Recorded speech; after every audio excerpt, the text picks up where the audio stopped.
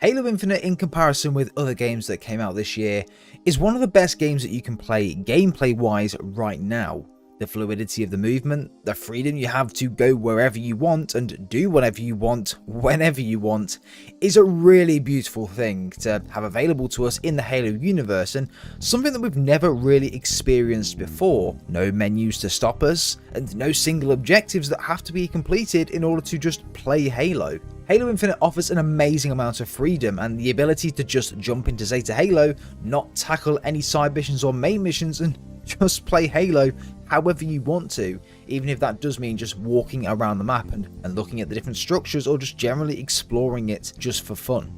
And to an extent, this goes for multiplayer also. The fluid movement within multiplayer, the great variety of different weapons and vehicles, as well as well-designed maps that are available to us in the sandbox. However, it does come with its fair share of issues, and quite frankly, these things just let the game down massively. In today's video, I want to go over the top 5 things that Halo Infinite needs in order for it to stay relevant in the Halo universe and just generally in gaming, and even to the new and returning veterans of the franchise. Now, this isn't just campaign based, this is covering multiplayer and everything that will be eventually coming to Halo as well. If I do miss out on any points that you think may be relevant in this video as well, make sure you leave them down below in the comments. I would love to have a read of them. Leave a like if you do go on to enjoy the video, guys, and don't forget to subscribe if you're brand new. Ring that notification bell to be notified when a video does go live. We do upload pretty much daily on the channel, so yeah, you'll never be without content. But without further ado, let's get straight into it. Now, I want to preface that this will be in no particular order, and this is just the 5 things that I think Halo Infinite needs. Your top 5 may be slightly different, but all of this is subject to my own personal opinion. I just want to preface that at the start of this video, as I know what some people can be like. Number 1, regular updates and content drops that are worth playing and coming back for. Unfortunately, or fortunately, however you want to look at it or put it, Halo Infinite is categorized as a live service game by 343. This goes for the campaign and the multiplayer, meaning that this game will initially release with a little amount of content, and over time the team will add additional content, expanding the overall game and modes and content that's on offer initially. In other words, the game that launched compared to the game that will be here a year from now will be completely different. This is especially apparent with Infinite. It offers the least amount of content that really we've ever seen in a Halo game to date, the one that's had a fully fledged multiplayer anyway. No Forge on release, a limited version of custom games, a theatre mode which in its current state is extremely buggy and doesn't really work, and no earnable in-game content such as armor, and is only earnable through the battle pass. This is not the way Halo should be, and I appreciate the game's overall development wasn't great, and these modes maybe need a little bit more time in the oven, and this was the main reason why we see the player retention drop today. Not because the game is bad or is boring in any way, but because there's very limited motivation for players to want to play the game and grind, because there's not really much to grind for other than a battle pass level. I mean, in its current state, I personally find it quite hard and uninteresting at times to play Halo Infinite's multiplayer for long periods of time. As I've said though, this isn't because it's a bad game by any means. I actually think that Halo Infinite's multiplayer and campaign are one of my favourite combinations in Halo to date. It's really, really good in my opinion. But it's the fact that I've got nothing to grind for, nothing to master or reach the top of other than a battle pass, which is fairly underwhelming. Things like armor unlocks and your overall rank. They're not in the game just yet from just playing the game, and the only way to unlock armor is rather buy it on the store or use the battle passes which come to the game on rather event drops or just the general battle pass that you have in game. And it's just doesn't hit the same as a general ranking system, for example, like Halo Reach did it. This is why regular content and updates are so important at this stage of the game's life, to keep the players coming back until these additional features are added and ready to be released into the game. Number 2. Daily and weekly challenges spanning across different modes. Now, I want you all to take a little bit of a trip down memory lane and think back to the Halo Reach days when challenges really became a main game focus. Not only did you get XP for playing multiplayer and doing well in those games, but you could also enhance this and get a large amount of credits at once by completing a series of challenges or the Big Daddy weekly challenge. I remember the struggles and the pain when trying to go for this weekly challenge, spending hours on one single campaign mission trying to master it on legendary without dying or whatever it might have been, and just feeling that accomplishment when you had finally beaten it was just amazing to know you've got all of these credits and you can now go and buy that helmet, or you can save a couple of hours on playing multiplayer by spending your entire life on this campaign mission trying to get this weekly challenge to buy that next piece of armor or to rank up to general grade 3 or something like that. It was just a really good accomplishment. But also, sometimes this weekly challenge would be a firefight challenge, then the next week it could be another multiplayer challenge. Halo was always and has always had this kind of diversity in its challenges, and quite frankly I really miss that. I think Halo Infinite has the perfect system for this. Maybe they haven't done this in Infinite because the multiplayer and campaign are two separate entities, but surely it's simple enough as people with the campaign to have their own set of challenges to go towards the pass, no? I just think with Halo Infinite in its current state, there should be multiple different ways for you to progress your battle pass, and if I've paid $60 or £60 for the campaign, I'd expect that progression to at least count for something on the battle pass tiers as well, through a series of different challenges throughout the campaign, or just generally to have the combined challenges from multiplayer and campaign that I can use my challenge swaps to go through. I personally play way more campaign than multiplayer at the moment. This will probably change when a full progression system does come into play, but as of now, campaign is my main go-to, and not having the ability to progress through the tiers when playing is such a missed opportunity in my opinion. I can imagine when a PvE mode such as Firefight comes into the game, then we may have a little bit more variety in the challenges on offer, and could even see daily and weekly challenges which span across all of these modes. If you've purchased the campaign, of course. I do feel like this will be coming in the future, as this has really been a staple for Halo for the last sort of 10 years or so, and if not, it'd be a very, very missed opportunity. But I can imagine that Season 2 will probably be the where we see the most change in Halo Infinite. Number 3, a full ranking system and armor progression, also earnable unlocks. A lot of people, including myself, kind of feel a little duped by 343. I mean, we knew there would be no ranking system at launch, that was no surprise to us as they already mentioned this, but they did also mention in some of the trailers and build up to the game that on day one there would be earnable cosmetics that you could only get whilst playing the game, but to my knowledge anyway, there isn't really anything, other than the free battle pass, where the first free piece of armor is level 81. Now, this just time with my first point, and it's a massive flaw in the Halo Infinite multiplayer and just generally the campaign. Without a viable ranking system in the game, it doesn't give the players a lot to grind for.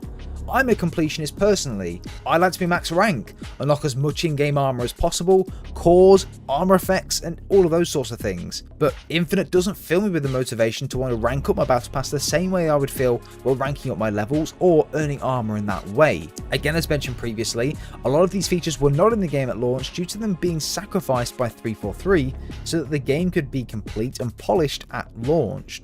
If these features were in the game at launch, I can imagine the game would feel a little bit different to what it does now, aka Battlefield 2042 or Cyberpunk, an absolute buggy mess. So in that respect, I can forgive 343 for putting out a game which has been polished to the nines. I've had very, very little issues with Halo in general over the campaign and multiplayer, and I would probably say that my experience has been almost perfect to this date. But this is what will take Halo Infinite to the next level, and I know that 343 know this. This feature will make Halo Infinite one of the best FPS shooters in existence to date. I am certain of that. Picture a Halo Reach armoring system in Halo Infinite.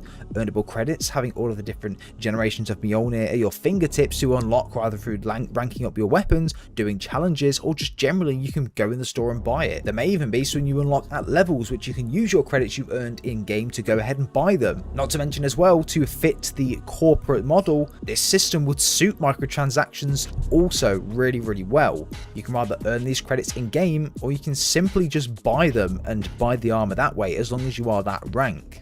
For me, this is the best of both worlds for 343 and Microsoft if that's the direction they want to go. But a ranking system should be at the very top of their list. And we know that this is at the top of their priority, and they did say they are working on some form of ranking system as well, so I just hope Season 2 does bring this. Number 4, an ever-evolving Zeta Halo map. Now, I actually made a video on this exact point the other day, which I will leave linked down below in the description and also on the card on screen right now. But for me, this is an absolutely critical point. Halo campaigns have always had a massive replay factor, just because of everyone's love for the characters in the universe. I could play through the series over and over again and love it more and more each time, and Halo Infinite takes that to another level. Its replay factor is so high that a Halo game with a campaign that you can literally progress at any stage, no in-game loading screens or menus to go from one mission to another. I can literally walk from one mission to my next mission. If you would have told me that back in 2010, I would have thought you were mental. Yes, Zeta Halo is our biggest Halo experience to date, giving you the most freedom that you've ever had with tremendous replay value, with different collectibles and things like that. But what happens when you 100% it? And yes, this is the same with any game that's ever existed. Once you 100% it, what else do you do? But it's a relevant point. Halo's lore gives this game the perfect opportunity to expand Zeta Halo and the ring itself, and gives us new areas to explore. In 2 years' time, after multiple campaign updates, the ring could have fully rebuilt itself and we could have the map very similar to what 343 initially visioned, with different biomes, Easter eggs, maybe even some wildlife here and there, scarabs roaming the areas, collectibles and different characters. This ring or map needs to evolve, and these updates cannot be years and years apart. I don't want the campaign to be a side thought, because it shouldn't be. It's crafted brilliantly and deserves as much attention, if not more, than multiplayer by the devs and even the community. I don't want the campaign to be forgotten or have little effort put into its expansions. Destiny are not the greatest how they run their live service and are not a prime example, but their regular content drops and story DLC is quite good. Not the overall stories of course, but the way it's done and the process that it follows. Every year there's a main DLC title or theme, so in Halo terms this could be the leaked Halo Endless. Then that year 3 expansions drop over that year period with that overall theme in mind. So again, in Halo terms we could have 3 DLCs all relating to Halo Endless in that 1 year. These will of course be smaller DLCs and story expansions and additions, but it keeps the mode and the story fresh and always adds to it on a regular basis, and always leaves us with wanting more. Then the following year, we get the same again, and it continues to follow this process for the 10-year period, and maybe within the 5th year or so, we get a full campaign update and a brand new 8 to 10 hour campaign. Destiny don't starve their fanbase of lore and additions to the story. Yes, their monetization methods, like Infinite's, are not great, but their content drops are a good example of how Halo Infinite could approach theirs, and how we can keep the campaign flowing and rolling over this 10-year period. And number 5, returning characters and spin-offs. Now, I'm bunching these two together because I actually think they complement each other and go in hand. Halo Infinite seems to have ignored a lot of key characters from previous titles and just not mentioned them, or only mentioned them in a couple of sentences in an audio log. Now yes, this is a 10-year game, there's plenty of time for their return, and I agree with this point, and I know a lot of you are going to mention that in the comments. But I want their return to be worth it, and not just for the sake of it. If the Arbiter returned, I don't want it just to be for fan service. I want a badass and meaningful story that the Arbiter can be at the forefront of with the Chief. If the Spirit of Fire come out of the blue, make them the main part of the DLC and give them the limelight.